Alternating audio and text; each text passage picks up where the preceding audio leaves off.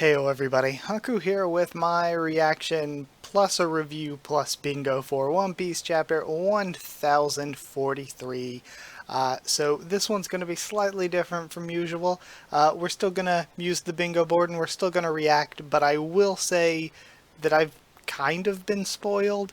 I'll have to explain how I was kind of spoiled, but I was kind of spoiled, so I'm going to go even more in than usual on we're going to read it and we're going to react to it, and I'm going to try not to stop for like 5 minutes like to discuss things as I read them. We're going to go ahead, read through and react, and then after we do that, I'm going to go back through from beginning to end and review through it.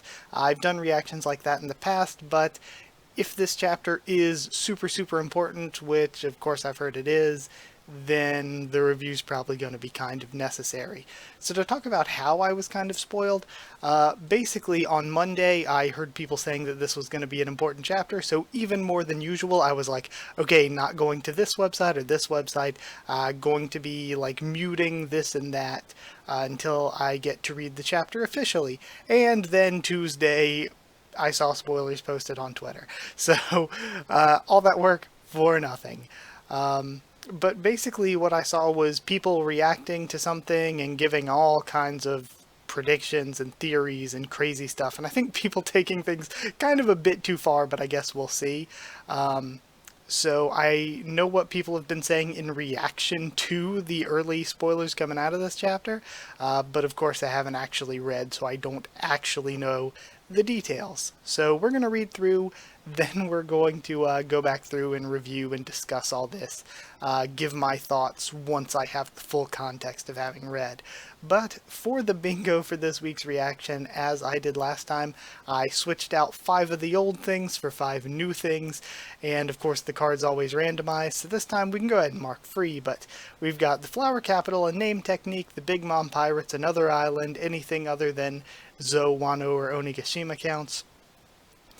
Zoan Transformation, Awakening, Reader Request, 2-page spread, Marco, the Thousand Sunny, a Bonkening, and, you know, we saw Luffy get hit at the end of last chapter, and I'm assuming we're going to continue with that at the beginning of this chapter, so specifically, I'm meaning by Bonkening, is Kaido just going to thwap the CP0 guy?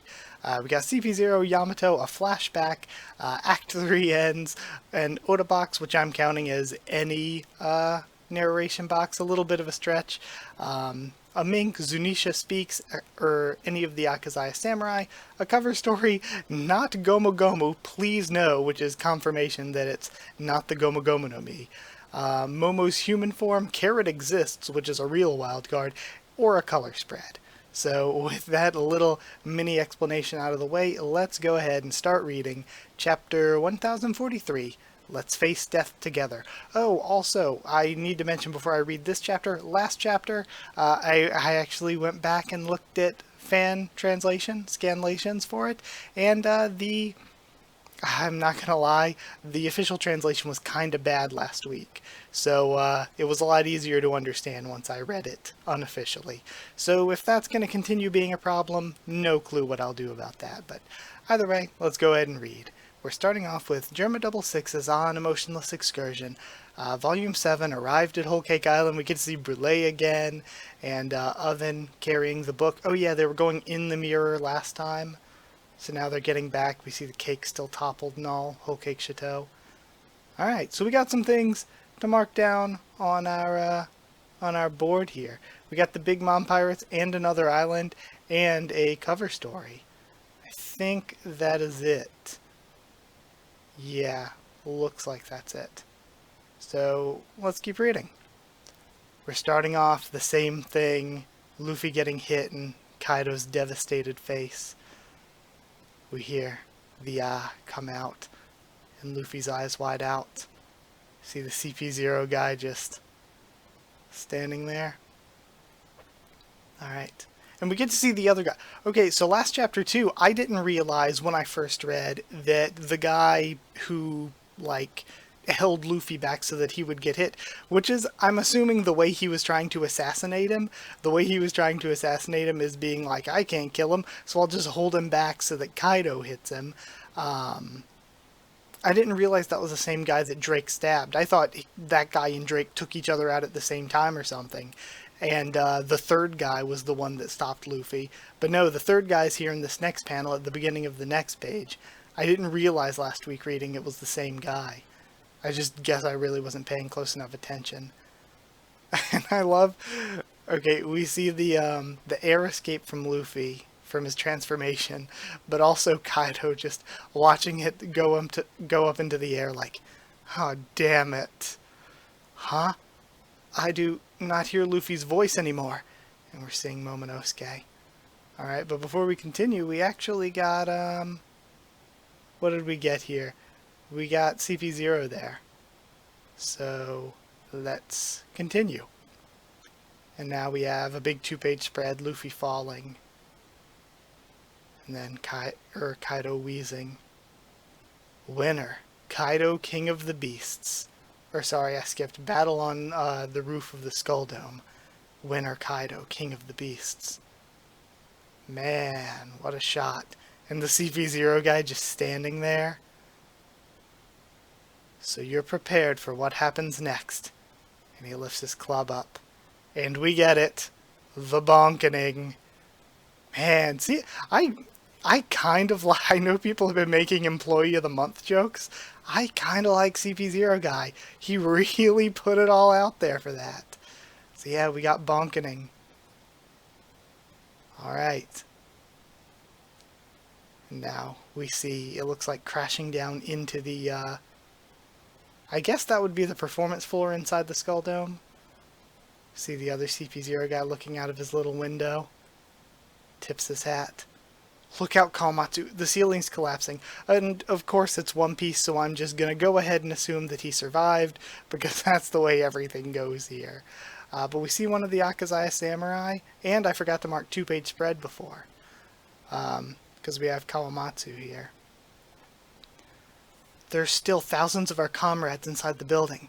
We're up in the sky. There's no water here. There's nothing we can do to stop this conflagration. I beg of you, please leave out of here. There is no glory in being burned to death. And then we see, it looks like one of Kaido's Boro breaths coming in. What? Master Kaido, where is your leader? I must have Momonosuke surrender. Straw Hat Luffy is dead. If anyone else wishes to challenge me, step forward. Yeah, he did it. Master Kaido is utterly victorious. That's a lie. The man in the straw hat is... Straw Hat's voice has vanished. Mugiwara, we have Law and Kid. Are we going to get the Law meme continuing? It was a short-lived dream. This is cold, brutal reality. There's nothing left in the tank. Wow, Luffy got beaten. Hey, don't go out there. You want to let him get away with that? Or what is that overgrown snake talking about? Keep your preposterous lies to yourself. Big bro. And we have Tama crying. There's no way Luffy lost. Of course he's not dead. That's ridiculous. And we have Nami. Man, I love how, like, shaken and messed up her face is in this panel. Like, you can see, like, the emotion and how upset she is. I don't necessarily know if I want to say fear, but it's really cool. But we've got a Zoan transformation there. Anything else? I think that was it. So yeah, let's continue moving on. Well, at least one of you has some moxie. You're a liar. I don't believe you. And he charges up and launches another Boro breath, but he doesn't name it, so I can't mark that down. Get back. Don't lose your composure. Not before it's all over. And we have Marco stepping in. Luffy. Onigashima will soon land upon the flower capital, as originally planned. Unlike Orochi, I'm no pushover. This entire country's one gigantic weapons factory. Women, children, I'll use them all. Everyone here is a slave. And when you tire and fall apart, you'll simply die. It's all your life is worth. And there are always more replacements. You dared to fight back against me, and you have earned my wrath. This is what it means to lose a war. I like this evil villain speech for Kaido. The cost of your defeat is your freedom and your hope. No, please no. not my wife and children. Bring Momonosuke to me. The battle is not over until I deal with him.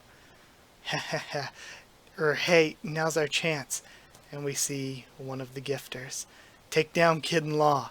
They're both on death's door. And we have them both reacting. You might have beaten Big Mom, but Kaido was always the ultimate adversary. You guys never stood a chance. Protect the captains. And we have John Barton, some other guy I don't know, I guess just one of Kid's guys, jumping in the way to block their attacks. We gotta get up there, come on. Yes, sir. Rawr.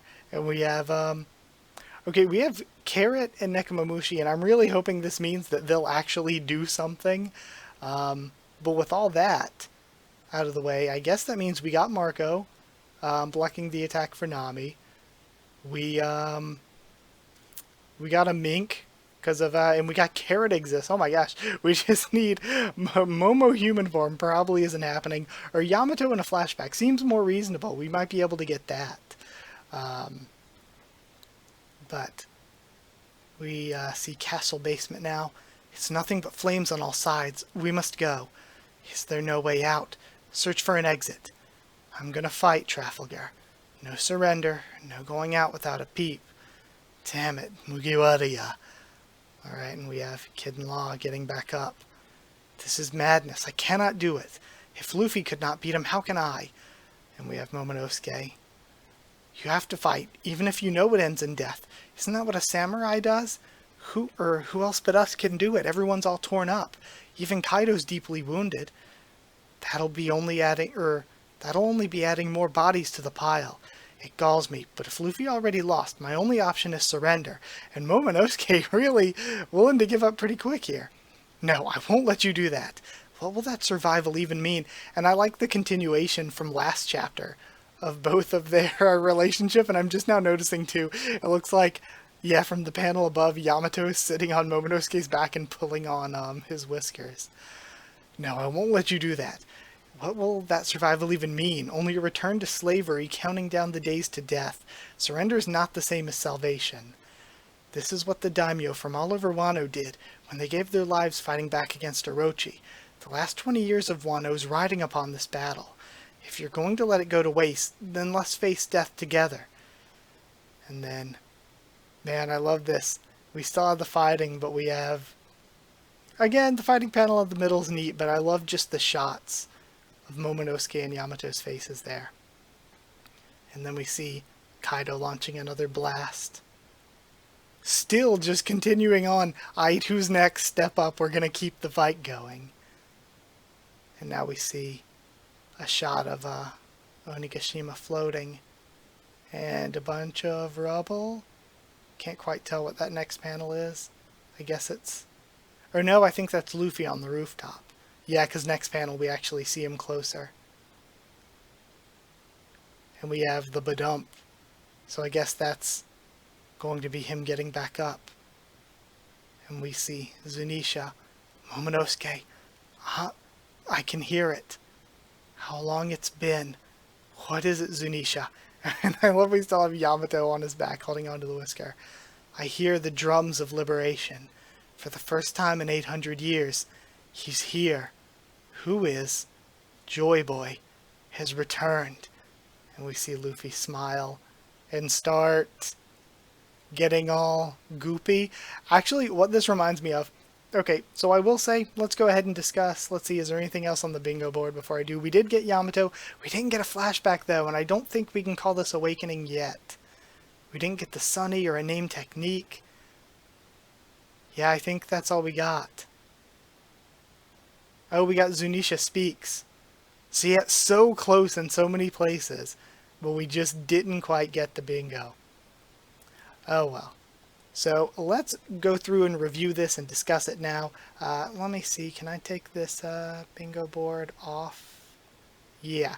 Okay. Let's just talk about the chapter and talk about the end first and foremost. What I saw so many people reacting to and coming up with really like big stretches, Gomu Gomu no stretches, and outlandish theories and stuff. that I really think from this one panel, we really can't say much of anything yet. It just looks like he's getting all goopy. What it looks like to me kind of is Katakuri's Devil Fruit, but I'll get into that. I think this is probably Awakening. Because again, over the past week, while I've been addicted to One Piece, thinking about more stuff, one thing that I thought about, well, hold on, I feel like I lost my train of thought there. Oh yeah, one thing I thought about is Luffy's past three big fights were all ones that he busted out Gear 4th forms in, and he said, this is my last Gear 4th. So I'm assuming no more of that. We're either getting Gear 5 or an Awakening as his thing that he has to bust out in order to beat Kaido. We just got Bound Man when he fought Doflamingo, then Tank Man when he fought Cracker, then Snake Man when he fought Katakuri. So we just got those. I think this is probably Awakening. We're probably going to see whatever Luffy's doing is Devil Fruit Awakening. And I like the idea that we established in Whole Cake Island, Katakuri basically being like, my Devil Fruit is the same as yours. So here's my outlandish theory. Like, Katakuri being like, my Devil Fruit is basically a better version of yours. I can do what you can do, being stretchy and stuff, but better.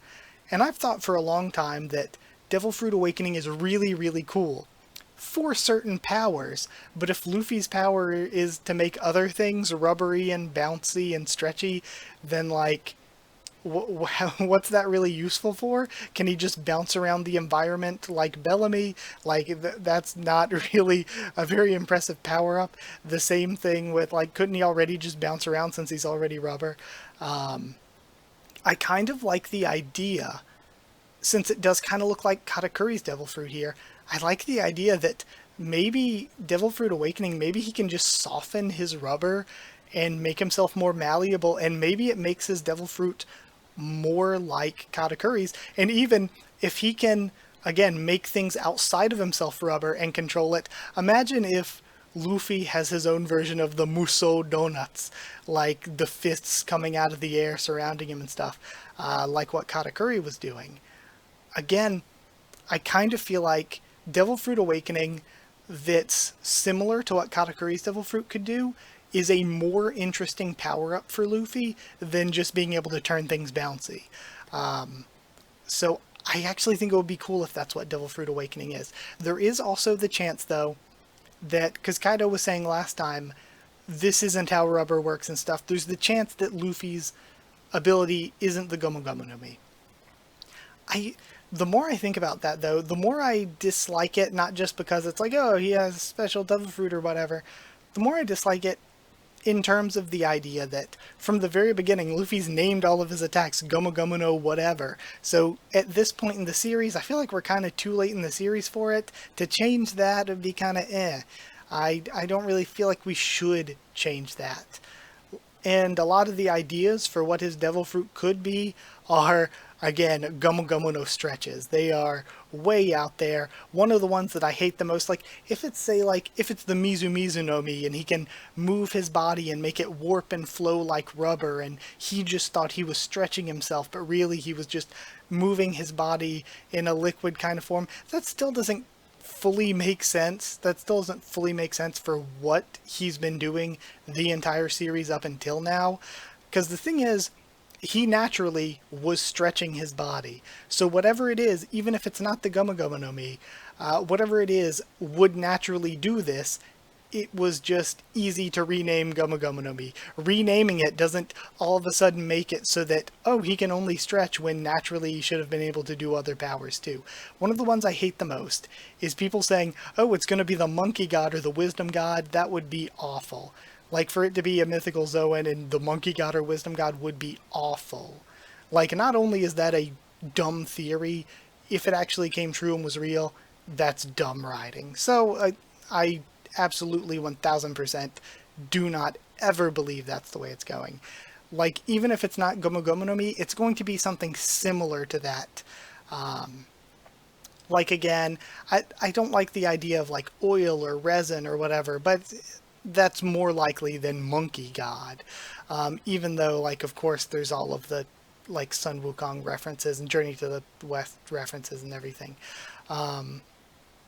It's still, It's not going to be that. That's kind of the most outlandish guess. Like, that's the guess that takes the furthest leaps and the most guesswork, whereas it's a lot easier to be like, oh, it's just still the Gumma Gumma no Mi, but this is an awakening, or it's not the Gumma Gumma no Mi, but it's similar. Like, the less of a stretch you have to make it, the more likely I think it is. Also, Zunisha saying Joy Boy's here, Luffy gets up and smiles, and a lot of people freak out, oh, it's terrible, this is the Naruto Destiny stuff, and again, I think it's too soon to tell. I think we're going to have to wait maybe just 1 or 2 more chapters before we start finding out more about that. But again, I still get the impression that Joy Boy is more of a title. Like, there was an actual person who was Joy Boy, and it's more like Luffy is inheriting their will or taking upon their will and becoming like them rather than becoming literally them. One thing I will say, though, it is possible that the theory that Joy Boy is the spirit within the Gumma Gumma no Mi, and that by eating it and then awakening it, he's awakening Joy Boy's spirit, is possible just because we really don't know what awakening is. Like, we have our guesses. We're like, oh, it lets them use their powers outside of themselves, but how or why does it do that? We still don't really truly know what awakening is. So it is possible that he is somehow waking up Joy Boy's spirit. I kind of don't really like that idea that it's in the fruit, because then it's like, oh, so whoever ate the fruit and awakened it was just going to do it, and it's not because of Luffy's own like choices and going and fighting for freedom and everything. But I don't think that's impossible. I really don't think that's, again, that bad or impossible. And also for like Chosen One-ish stuff, it absolutely depends on how it's handled. Because there can be the idea that, say, Luffy takes up Joy Boy's will, basically becoming the next Joy Boy, which is something that seemed like it's going to happen for a while. That doesn't mean he's necessarily going to succeed. He could always fail. It could be something like Aang in Avatar The Last Airbender is the Chosen One, he's the Avatar. But he could always fail, he could always die. If he died in Avatar state, it could be a really big failure. So we could have Luffy be Joy Boy, but that doesn't mean he's not going to fail. That doesn't mean he's destined to succeed. That could always be the case. And there's always the chance that I like it better if Luffy wasn't born into being Joy Boy. He became Joy Boy by his own choices and actions. I like that idea so much more better, but again, how it's handled, him being born Joy Boy, doesn't have to be bad. Like, a lot of people keep comparing it to Naruto, and while the whole Chosen One Destiny thing, it was bad in Naruto because one of the big plot points of Naruto was sort of that what you came from didn't decide who you were from birth. And then we learned that, oh no, like, everything that you did and who you were, your personality, was basically preordained from birth. So that kind of ruined one of the whole tenets of the story. But one of the whole tenets of One Piece is freedom. So having a destiny that Luffy can't escape from is sort of anathema to the entire sort of one of the central themes of One Piece. So I don't think that's where we're going. I think that this isn't going to be, oh, Luffy was born into this destiny. It's not something he can shape or change or escape from. I think it's basically going to be more of a thing where I don't think he was even born into being Joy Boy. I think Luffy became Joy Boy through who he is as a person. But either way, I'm sure I forgot things I wanted to talk about too. I don't think this is like a literal reincarnation thing. I highly doubt that. But again, we just have to see how Oda writes it. As far as the Devil Fruit thing, I'm still hoping it's the Gumma Gumma no Mi. If it's not, I feel like it's probably going to be similar. But again, I don't think it's going to be a different fruit, just because we've spent so much time Gumma Gumma no Pistol that it would feel really weird to change that. Plus, there are so many references to 5-6. We have the 5600 members of the Straw Hat Grand Fleet. We have all the 5/6s everywhere in the series. Even in the very first chapter, I just recently reread it because I want to go back and reread the series in Japanese. There was, what's his face? Higama, the mountain bandit, said he killed 56 people or something like that. So again, the whole Gomu thing has been going on throughout the entire series. I don't think that we're going to be changing the Gomu just because it's been so, like, pervasive throughout the entirety of the series. So I don't think we're actually changing that. I would really, really, really doubt it. But let's go back to the beginning and discuss and review through this. I think what this is Awakening, and my personal prediction, if you want to hear my own personal theory, is what I said, that this is going to be similar to what Katakuri can do with his fruit. Luffy's going to be able to make his body softer and more malleable, and maybe even produce, like, extra rubber to attack with outside of himself, which is something we saw Katakuri do, something that we saw Doflamingo do with the string, so it's really, really not outside of the realm of sort of Paramecia Awakening, and we could basically just see Luffy's version of Muso Donuts, which would be awesome. But starting at the beginning, I'm actually liking this emotionless excursion. I mentioned, I think last week, people bringing up that Caesar could be the one to save them. I don't really think so, but it could be. But either way, I really don't think we're done with their story, so I'm excited to see where all of this goes. And it's nice to see characters like Pudding again, characters like Brulee again. Whole Cake Island is pretty underrated in hindsight. And I like a lot of these characters. I really like Brulee a lot in hindsight. Starting from the beginning, Luffy's down. I love the touch of having the battle on the roof of the Skull Dome, Winter, Kaido, King of the Beasts. I love that we have that. It's a nice touch. Also, the CP0 guy just accepting his fate. Really cool. I want to know so much more about CP0. I like this guy. So he gets bonked through the roof, probably going to survive because it's One Piece and that's the way things go. See a little bit of Kawamatsu and the samurai. Not really much going on there plot-wise. Just basically continuing on with the idea of they came there, we need to be prepared to die to fight, and then sort of having the development, there's no honor in dying, we need to fight and survive, you know? Then we get to see Kaido coming back down. Really great. Really, I love seeing Tama here and then getting Chopper's reaction, but I love Nami being the one to stand up there. And also, again, just seeing, like, her face there looks, like, shaken and terrified, and that's a really good panel. Marco blocking the attack, so we have Marco up there to fight. Alright, and then see more of the samurai and stuff. Oh, we have Kaido's villain speech, which is really, really, really good. Like, Kaido's really been coming into his own as a villain. I've had tons of criticisms of Wano, and I still have a lot, but I feel like if things can wrap up nicely, then a lot of those criticisms will be lessened. It's still a little bit jumpy and sloppy, but I really have been liking the past few weeks. Really even kind of almost everything since, like, we got into the Queen and King fights has been really, really, really good, but especially the past few chapters. I know that we're gonna have a break this week, but if we get 3 uninterrupted chapters, and I'm not sure if we will, because I don't quite remember when Golden Week is. I think that's like end of April, beginning of May, isn't it? Or maybe I'm just wrong.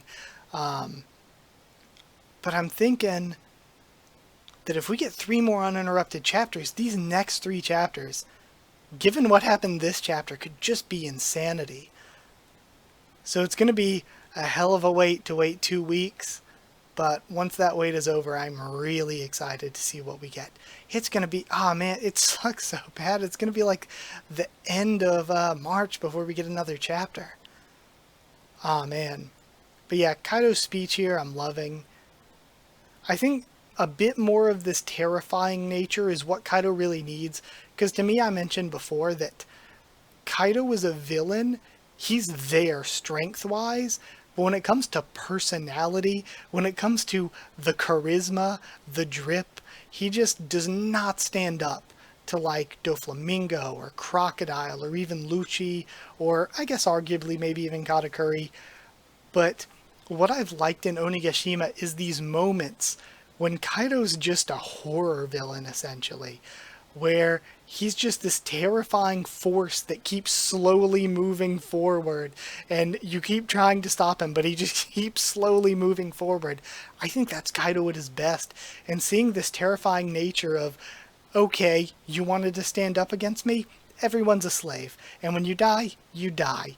Like, things were already bad, but screw it. You've made it worse for yourselves. You've earned my wrath. I think that that sort of terrifying speech really, really helps him as a villain.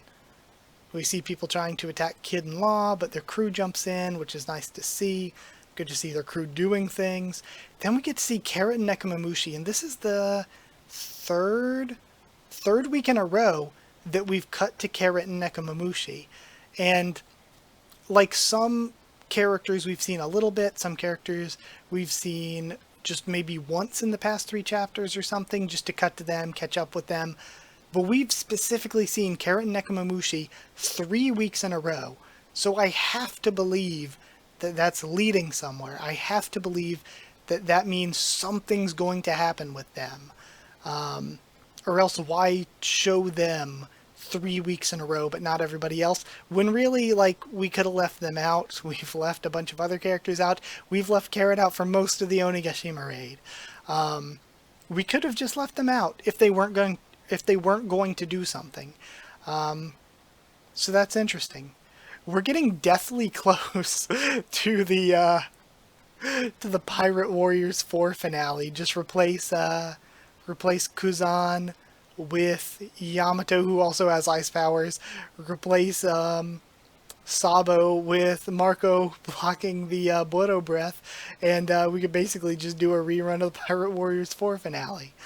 We have Kid and Law getting back up. See, Law isn't specific with if he has enough for one more attack yet, but again, I love the Capfulger D-Water Lie stuff that's been going on. It's been so good. I think this might be my favorite part of the chapter is Momonosuke and Yamato. I like Yamato's statement here about, like, you can't just give up at this point. Like, even if we survive, then we're slaves. Kaido's deeply wounded. That's the exact words here. They can't do this again. This is their chance. They have to fight, and if they die, they die, but they don't get another chance. Surrender isn't the same as salvation. This is the chance. This is what everybody sort of built up for. You're not going to get another chance because it took 20 years to get build up to get this chance. We need to do this now. And I love that. And then the resolute look on Yamato's face at the very end, staring at Momonosuke, when we see both of their faces, really good. Really good. And again, I've had a lot of criticisms of Yamato's character, and I think the way that Yamato was introduced without enough build-up is still not good. The way that Yamato's flashback, and trying to catch up to the anime, I just got to the Tama flashback stuff, and I'm like, again, Yamato's flashback is the same thing as Tama's, only Tama's makes more sense. Like, Tama's is more reasonable. So it kind of sucks that her flashback is just Tama's, only not as good. But I think that her story and the way that Yamato takes attention away from the scabbards, which wasn't something I liked that much at first, because I'm like, we spent so long in mainland Wano building up these characters, only for them to get thrown to the back while Yamato gets thrown to the front, and then also gets thrown to the back a lot of the time. Yamato also, a lot of the Onigashima raid got thrown to the back and didn't get much time. Despite being like portrayed as such an important character, and is such an important character in a lot of ways. But what I'm getting at is, I feel like Yamato's story makes a lot more sense if Yamato is supposed to be that scabbard role to Momonosuke, is supposed to be this voice of bravery, not a voice of reason, yeah, but also a voice of bravery to push Momonosuke forward. I think that Momonosuke and his struggles can make Yamato's involvement in the arc worth it. I really feel like Yamato's story here is just tied in with Momonosuke's intrinsically. Because if not, why even have Yamato here? Like, Yamato really hasn't had a reason to be in the arc, if not to push Momonosuke forward and be there to help, again, like Luffy did, being part of what makes Momonosuke worthy of being Shogun. Then we get the very end. We have Zunisha speaking. I love Zunisha. I want to learn more about Zunisha. Give me the Zunisha flashback already. And it's interesting, actually. I'm looking at the bottom of this page where we're seeing Luffy, and the way his eyes are blacked out looks really similar to the way Zunisha's eyes are. It's really interesting. So then we have Zunisha opining about how long it's been. I hear the drums of liberation, all of that. Joy Boy's return, Luffy smiling. I really think he's figured out how to do awakening. And if he's figured out how to do awakening and soften himself, maybe he wasn't defeated by Kaido, because as he was going to get hit, he just softened himself. Like, I like the idea of that being a part of his awakening and stuff. Especially, too, like, it makes sense. I remember way back in, it was in Marineford. I don't remember if it was somebody attacking Aokiji or Aokiji attacking somebody else, where their attack goes through them, and for a second they're like, wait, I have Haki, that should have hurt you. And it's more like they were doing what Katakuri did, only hundreds of chapters / episodes beforehand, where they just sort of moved their body around it. So again, if Luffy can figure out how to soften his rubber to do that, it'd be really interesting and cool. So yeah, really, really curious at how all of that goes. So yeah, that is it for this chapter's discussion. One more thing I wanted to say, I didn't know if it'd be out of place or not, because it might take me like a good 2 or 3 minutes to talk about. But here at the end of the video, I guess I'll go ahead and do it. Excellent chapter. Sucks that we have to wait so long for the next one. But in terms of Yamato's flashback, because I'm not going to make a whole separate video about this, but I did think about it when I was talking about it a second ago, but I didn't talk about it at the moment just to save some time. There's some issues in the same way that I feel like there are issues with Sanji's new backstory, and so what I mean by that is Tama's backstory is as simple as her land is destroyed and all of the pollution, and it's polluted. Her land is polluted. There's no clean food and water. A pirate, Ace, comes along who's super nice, says, I'll let you come out to sea with me if you become a bewitching kunoichi or whatever, and she stays there waiting for him despite all of the pollution, despite everything getting bad. She stays there waiting to keep her promise and to go out to sea with Ace. Yamato's, like, that's something that I feel like is simple enough that it can really tug at the heartstrings without getting too convoluted. With Yamato's, it's more along the lines of, so your dad's super powerful, and then he locked you in, like, sometimes you were free and sometimes you weren't free, and he locked you in a cave with these samurai, but then the samurai escaped, and then sometimes you had some kind of say, some kind of influence over members of the crew, despite your sort of prisoner status, and you met Ace this once, but like, Yamato's story is kind of just all over the place and messy, and it's a bit, it does the same thing that Tama's does. It's basically, again, the exact same flashback, only more forced and convoluted, where Tama's just feels more simple and natural. And it's sort of similar to, like, some of the early backstories in One Piece. I'm certain we're going to get more Zoro backstory, and I can't wait for it. But Zoro, his friend had the same dream as him. That friend died. He's pursuing that dream for both himself and for the friend who died. Simple and really good. Sanji's original backstory. He got, like, the ship, he and this pirate who was attacking the ship he was on, they both got washed up in a storm on this island and had to survive with barely any food for a long time, and it's just simple and really like gets to your heart and really tells you so much about the characters. But then we get Sanji's new backstory, which I wasn't a huge fan of, because now it's like, okay, you're the prince of this kingdom. The kingdom is also super, like, highly advanced technologically. So also your mom took this medicine to not make you and your siblings biologically enhanced, but it only worked on you. It didn't work on them. And now we learned that it only sort of worked on you. And it's not bad. I like the Vinsmokes. I like the Vinsmoke stuff. But honestly, if you ask me which backstory is better, which backstory makes me more emotional, it's the original one with Zeph. Just because it's simple, it's easy to understand in terms of this is why this character is like this, and it's something that you can relate to so easily, where you have to jump through 1,000 fantasy hoops to relate to the Vinsmoke version of the story. It's just more convoluted than really it needs to be. Again, that's the thing. I don't want people to think I hate that story. I don't hate that story. I just don't think it's as good as the original backstory in terms of, like, the original one just was simple and effective. And the new one just, it's like, okay, that's a bit much. Like then your father puts you in an iron mask and keeps you locked away and fakes your death, but then you escape when you're in the East Blue, and, like, again, it's not bad. It's just really convoluted, more than it needs to be. Like, I already liked Sanji. I already liked his backstory. I didn't need all of this. So again, that makes me sound like I'm saying it's terrible or something. But no, it's just a situation where it's like maybe more than what we needed.